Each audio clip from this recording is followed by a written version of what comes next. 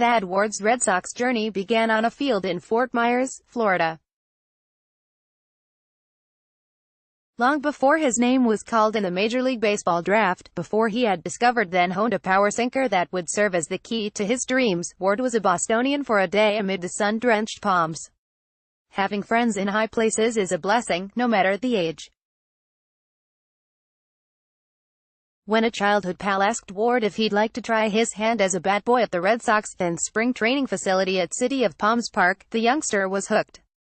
"A friend of mine had the opportunity to bat boy," recalled Ward. "They only had one son and I was very good friends with him, so they asked me if I wanted to do it.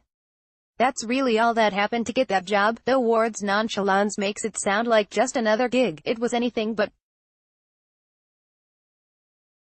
With the passing of time, Ward lost the ability to pin down the exact date his services were called upon, though he believes it was the year the Red Sox broke their title curse in 2004. Numbers on a calendar may be fleeting, but the Sox he encountered that day are etched into his brain for eternity. "I was with everybody," Ward said. "It was Ortiz, Manny, Veritek, Lowell, Coco, Youkilis. I got to go into the locker room before the game just to hang out with them a little bit. They're cool, they talk to me, now that he's grown, and the Red Sox have a vested interest in the Floridian that extends beyond important acquaintances and the fetching of lumber." Ward was once a precocious high schooler whose slender frame had yet to catch up to his ability as a pitcher. Slinging the rock for Bishop Vero High School in Fort Myers, Ward secured a commitment from the University of Central Florida on the promise of his zesty fastball-slider combination. In college, Ward worked tirelessly to corral his promising arsenal with consistency and command. A tip from pitching coach Justin Parker changed Ward's outlook to make the right-hander a tad less conventional. "He came up to me and was like, 'Hey, why don't you throw your two-seam all the time? Just be a sinker baller.' I had never thought of it but said, 'Yeah, I'll give it a try.' Obviously it worked, so that's basically what I've been doing." Ward's openness to change paid dividends. His two-seam fastball had always possessed the bite of a sinker. Now, he was being told to lean on its tailing action. As a junior, Ward took flight, tossing over 63 innings for Central Florida with a 3.27 ERA while striking out 84 and walking just 26. He started 5 games, eclipsing his total from the previous 2 seasons combined, before transitioning to the bullpen for the remainder of the season. Boston selected its former bat boy in the 5th round of the 2018 draft, using pick No. 160 to grant a childhood wish. "I've always loved the Red Sox," said Ward. "The first game one ever saw in person was a Red Sox spring training game and I've loved them ever since. I've played in JetBlue Park, I've played in City of Palms Park, Boston's spring training complexes.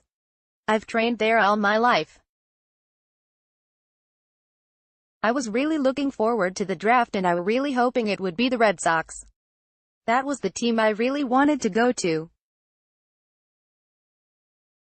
I love what they're about, like a modern Red Sox pitcher." Ward speaks of pitch tunneling and sequencing with authority. His sinker-slider combination retains its potency because Ward releases them from identical arm slots, the former violently diving away from right-handed batters and the latter running in on their hands. 2+ pitches is enough to project as an effective major league reliever. But Boston sees a starter in Ward and is developing him as such.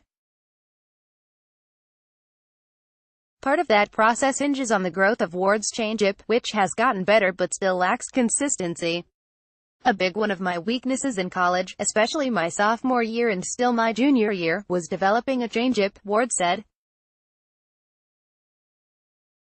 "I'd never really had a true changeup that I had a really good feel for, had a lot of confidence in, and threw with command.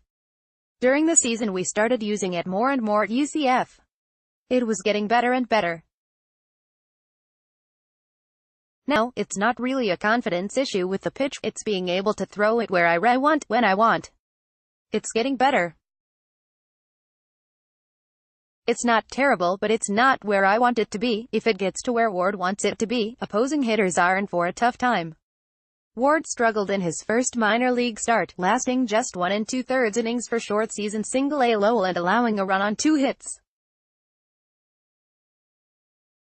But Ward struck out 3, his fastball reaching the mid-90s. Now 21 and almost a decade and a half removed from his Bat Boy cameo, Ward knows the welcome will be warm upon his return to South Florida.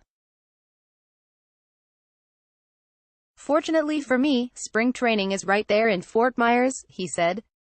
"I'll be able to have my family there. My friends will be able to come out to games. I'll be right at home during the off-season and spring training. That's a really nice perk to have." Close the biggest headlines, delivered to your inbox. Get news as it happens. Sign up for Boston.com's email news alerts.